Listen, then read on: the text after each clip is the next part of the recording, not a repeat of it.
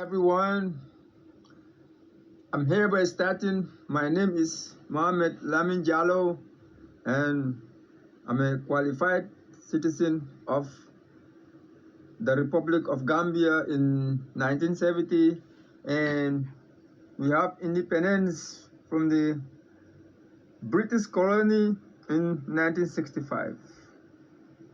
And this is a press release from me as a qualified Gambian citizen to sensitize the people about what I see and what is going on in each and everyone's territory.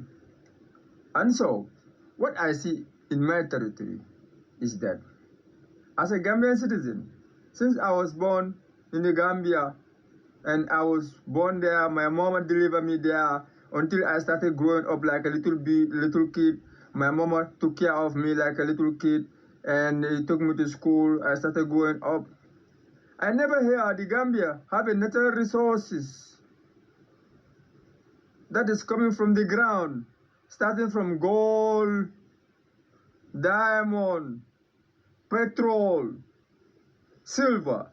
I never hear the Gambia having natural resources that is produced from the Gambian soil, a small state that is formed by the British people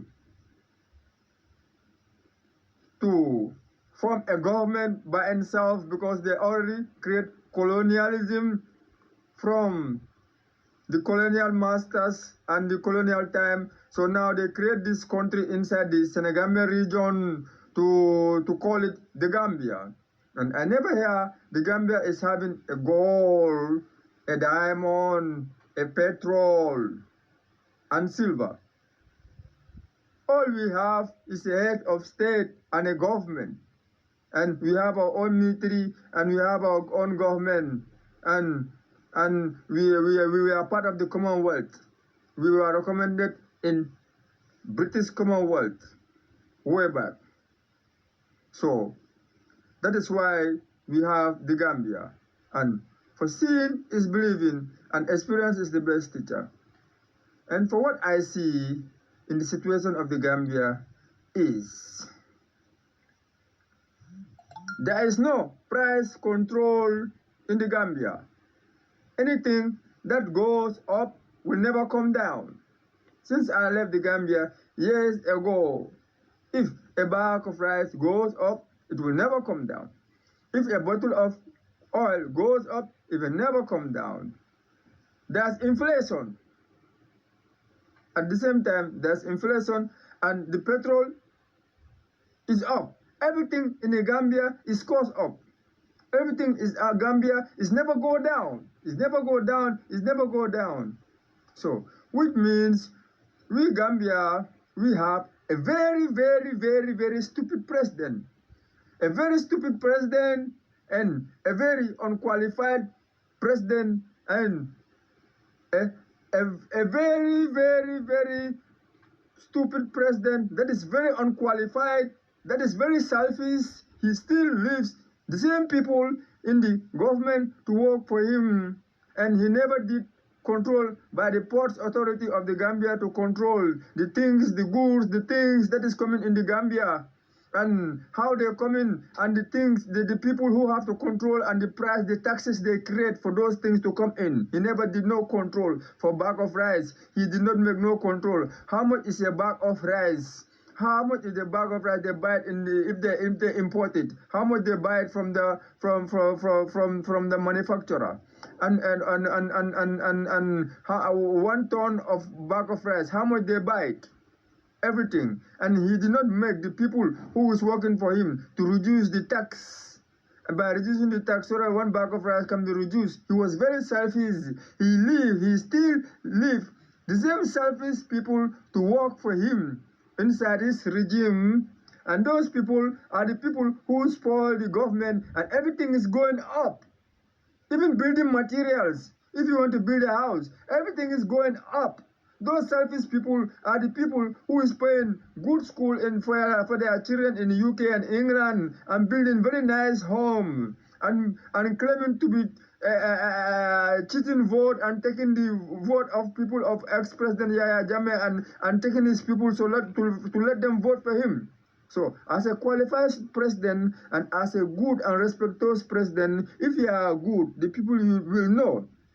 All what you do, you have to make sure 1 euro is $78, which is very bad. By right, 1 euro should be $30 or $29 by right. As an economic power, you should check yourself before you rate yourself. You should check the people who are working in your government and the people who are not working, you sack them out. That's the time the people will know that you are working. That's the time the Gambian citizens will know that you are working, you are doing something. But as a qualified president, as a president which all the Gambians voted for and vote for you, for me, you must be a very, very, very stupid president, a very unqualified president, a very uneducated president that doesn't know nothing absolutely. Because all he knows is to be there as a head of state. I'm doing this, I'm buying tractors, I bought 25%, I pay 25%, let the farmers work 25%, and the rest they pay it for themselves. And the Gambia, they don't even have a big plot of land that can say they can even export something into the world. You cannot compare the land size of Gambia and Nigeria. Forget about it.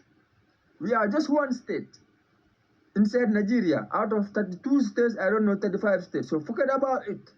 So what are you telling me? Or what you are doing or trying to do? If you want to help our citizen, at the same time, you have to do something to help the citizen.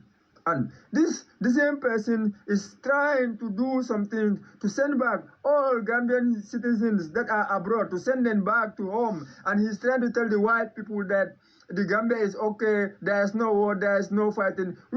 This man is a very, very stupid man. He don't know nothing. He's not educated. If Gambia was okay, no Gambian citizen will run away.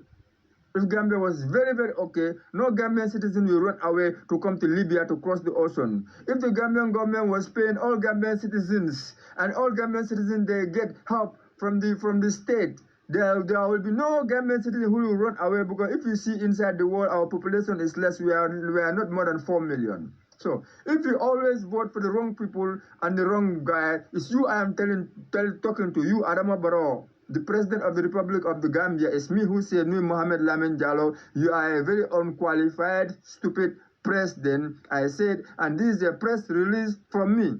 Go and check yourself before you wreck yourself. If you want to regulate the Gambia, go and control the Port Authority. If you wake up in the morning, within 1 month or 2 months, go and check the Port Authority and check the ports of the Gambia, the people who are working there, how they import things and the things that the people they need, the things that they import, those things you have to know. 1 bag of rice, how much they buy from the manufacturer, and one dozen of bag of rice is how much in Gambian dollars or in foreign currency, and 1 ton of bag of rice is how much money they pay to come in to pay the cargo, and how much tax did the Gambian government collects. So if the Gambian government is laying tax on that amount of 1 ton of bag of rice, then they must reduce that tax so that the price can reduce.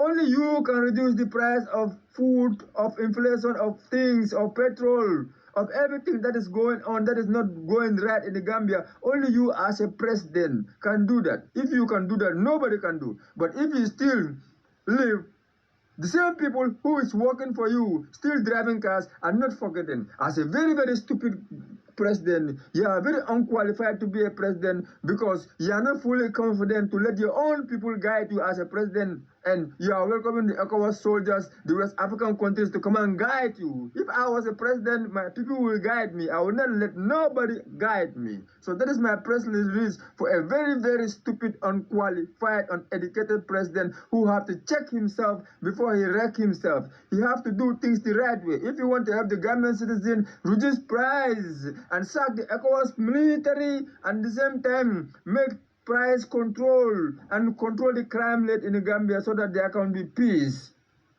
We claim to be rich, whilst we are the poorest and the poorest and the poorest country in the whole West Africa, inside the whole world, and we are making ourselves that we are rich. Which rich are we when we don't have no gold, no diamond, no petrol? What do we have?